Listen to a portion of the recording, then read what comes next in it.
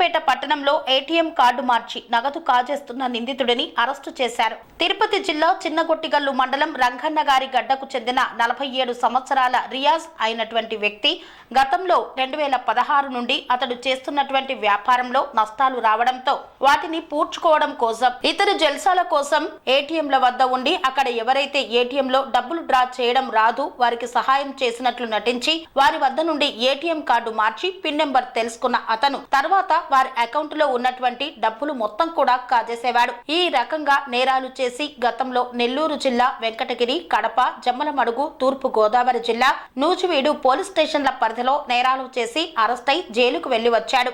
అదే క్రమంలో డిసెంబర్ 26వ తారీఖున నారాయణపేట పట్టణంలోని సివిల్ లైన్ లో గల ఎస్బీఐ ఏటీఎం లో నగదు డ్రా చేయడానికి వచ్చిన సింగారానికి చెందిన పించర్ కతల్ అనే వ్యక్తి వద్ద ఏటీఎం మార్చి అతని అకౌంట్ లో ఉన్న దాదాపు 1,95,000 రూపాయలు తీసుకున్నాడు. ఇతను కర్ణాటక, కొప్పలు మరియు గద్వాల జిల్లా ఐసాల కూడా ఇటువంటి నేరాలకు పాల్పడ్డాడు. అతను మరల అదే రకంగా ఎవరైనా మోసం చేసి ఏటీఎం మార్చుతామని రాగా నారాయణపేట పోలీస్ ఇతన్ని పట్టణంలోని సివిల్ లైన్ లో గల ఎస్బీఐ ఏటీఎం వద్ద పట్టుకొని విచారించారు. ఒప్పుకొని గతంలో చేసిన నేరానికి సంబంధించిన 98,000 రూపాయలను 2 ఎస్బీఐ ఏటీఎం కార్డులను స్వాధీనం చేసుకున్నాడు. ఇట్టి నేరాన్ని ఛేదించడంలో ప్రతిభ కనపర్చిన ఎస్ఐ వెంకటేశ్వర్లు, లింగమూర్తి, రాములు, ఆంజనేయులు, సురేష్, యాదయ్య, శ్రీనివాసులను నారాయణ, సిఐ శివశంకర్ అభినందించారు.